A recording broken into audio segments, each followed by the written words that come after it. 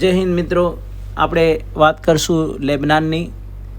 જે જગ્યા ઉપર ગઈકાલે મેં એક મારા ચેનલ દ્વારા કીધું હતું કે પેઝરની અંદર જે બ્લાસ્ટ થયા અને એની અંદર 9 લોકોના મોત થઈ ગયા હતા. એની સંખ્યા આજે 12 થઈ ગઈ છે અને હજી તો એ ખતમ નથી થયું. ત્યાં કને મોબાઈલમાં પણ ધડાકા થયા, થંબ ડિવાઇસમાં પણ બ્લાસ્ટ થયા અને કારની અંદર જે રેડિયો ડિવાઇસ છે એની અંદર પણ ધડાકા થયા. બરાબર, તો એની આપણે વાત કરીએ તો લેબનાનમાં મંગળવારે પેઝર સિરિયલ બ્લાસ્ટ, બુધવારે અને અનેક સ્થળે મોબાઈલ, લેપટોપ, વોકીટોકીઝ અને સહિતના વાયરલેસ ડિવાઇસમાં અચાનક બ્લાસ્ટ થયા હતા, જેમાં 300થી વધુ લોકો ઇજાગ્રસ્ત થયા હતા અને 9 લોકોના મોત થયા હતા. મૃતકોનો આંકડો હજુ વધવાની સંભાવના છે અને આ ઘટનામાં ભારે ખુવારી થઈ છે અને સમગ્ર દેશમાં માત્ર એમ્બ્યુલન્સનો જ અવાજ ગુંજી રહ્યો છે. આ ઘટનાઓ બાદ લેબનોન સરકારે તેના નાગરિકો માટે એડવાઇઝરી જાહેર કરી છે અને લોકોને ઇલેક્ટ્રોનિક ડિવાઇસથી દૂર રહેવાનું કીધું છે. વિચાર કરો, આ દેશની કેવી પરિસ્થિતિ હશે કે જ્યાં કને તમારો મોબાઈલ છે એનાથી તમારે દૂર રહેવાનું, લેપટોપથી દૂર રહેવાનું અને પેઝરથી દૂર રહેવાનું. એટલે આ જે આખી ઘટના જે થઈ રહી છે એ બહુ જ વિચિત્ર ઘટના છે. અને આ લિથિયમ બેટરી દ્વારા જે બ્લાસ્ટ થઈ રહ્યા છે એની આખી ઘટનાની વાત કરીએ તો આખા દેશમાં ખાલી એમ્બ્યુલન્સનો જ અવાજ આવી રહ્યો છે. મીડિયાના અહેવાલ મુજબ ચાલતી કારમાં, રેડિયો અને ઘરોમાં લાગેલા સોલાર ઉર્જા ઉપકરણોમાં પણ વિસ્ફોટની ઘટના સામે આવી છે. પછી શહેરમાં ચોતરફ માત્ર એમ્બ્યુલન્સનો જ સાયરનનો જ અવાજ સંભળાઈ રહ્યો છે. લેબનાનમાં મોટા ભાગના એવા ઉપકરણોને નિશાન બનાવવામાં આવી રહ્યા છે કે જેના હાથમાં પકડવામાં આવે છે. અને આ હુમલો ત્યારે થયો હતો કે જ્યારે પેજર હુમલામાં મૃત્યુ પામનાર લેબનોનના લડાકુઓના અંતિમ સંસ્કાર કરવામાં આવી રહ્યા હતા.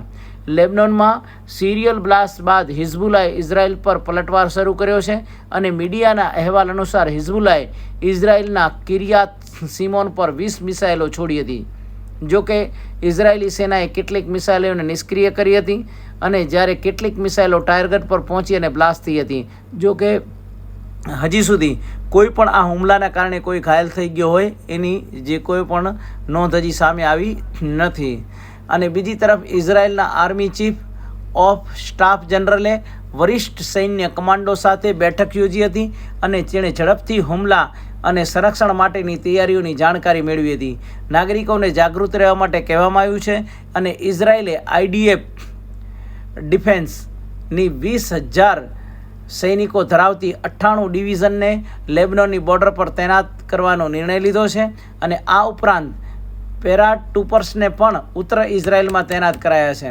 ગઈકાલે પેજર્સમાં સિરિયલ બ્લાસ્ટના કારણે લેબનાન અને સિરિયાની સરહદે આવેલા કેટલાક વિસ્તારોમાં અરાજકતા ફેલાઈ છે અને આ બ્લાસ્ટમાં અત્યાર સુધીમાં 12 લોકોના મોત થયા છે, જ્યારે 4,000થી વધારે લોકો ઘાયલ થયા હોય એની આખી ખબર આવી રહી છે.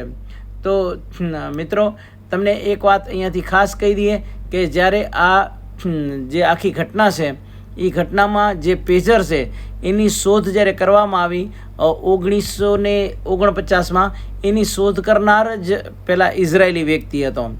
ઓકે, અને કેવી રીતના અહીંયાથી એણે મેસેજ પાસ કર્યા હશે અને કેવી રીતના આખી ઘટના ઘટી હશે એ કહેવું બહુ અશક્ય છે.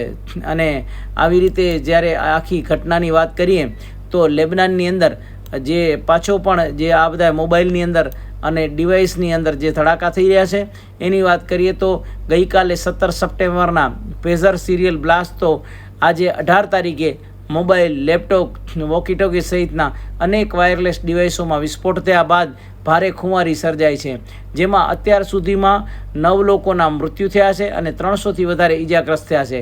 ત્યારે આ આખી ઘટનાને લઈને લેબનોનના સંગઠન હિઝબુલ્લાહ પણ ભડકે વળ્યું છે અને તેણે ઇઝરાયલ પર અનેક મિસાઇલો ઝીકી છે.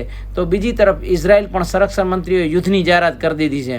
હવે આખો લેબનાન અને ઇઝરાયલ વચ્ચે પણ યુદ્ધના હાલાત નક્કી થઈ ગયા છે. ગઈકાલ બાદ આજે પણ લેબનોનમાં અનેક સ્થળોએ આજે મૃત્યુ થયા અને આવી રીતના શાક માર્કેટમાં કે બારે ફરતા વખતે પણ જે રીતે બ્લાસ્ટ થતા હતા પેચરમાંથી, એવી રીતે અત્યારે મોબાઈલ અને અનેક અલગ અલગ ડિવાઇસોની અંદર જે રીતે બ્લાસ્ટ થઈ રહ્યા છે એ ખૂબ જ ખતરનાક છે. તો મિત્રો, આ આખી ઘટનાથી આપણે પણ ચિંતિત રહેવાનું છે, કારણ કે આપણા પાસે જેટલા પણ ડિવાઇસ આવે છે એ બધા ચાઇનાથી આવે છે. અને ચાઇનાથી આવેલા જે મોબાઈલો હોય એની અંદર આ જે લિથિયમ બેટરી હોય અને એમાંથી કોઈ પણ એ લોકોએ એવા મેસેજ પસાર કરી દે, બરાબર છે, એ મેસેજ પસાર કરવામાં અગર ક્યારે પણ કોઈ પણ બ્લાસ્ટ થઈ શકે છે, તો હજારો જગ્યાએ બ્લાસ્ટ થઈ જવાની શક્યતાને નકારી શકાતી નથી. એટલા માટે આપણે પણ એના માટે થઈને ચિંતિત રહેવું પડશે, કારણ કે આવી રીતના જે પેઝર માંથી મેસેજ મોકલાવીને હુમલા કરી શકાય, આવી રીતના લિથિયમ બેટરી ગરમ થઈ જાય, અને આવી રીતની ઘટનાઓ સર્જાઈ શકે એવી તો કોઈ કલ્પના પણ નહીં કરી હોય એમ. એટલા માટે ભારતને પણ આ આખી ચિંતાનો વિષય છે કે જ્યારથી ચાઇનાથી કે બીજા કન્ટ્રીમાંથી જેટલા પણ મોબાઈલો આવે છે એના માટે પણ સચેત રહેવું બહુ જરૂરી છે. જય હિન્દ મિત્રો.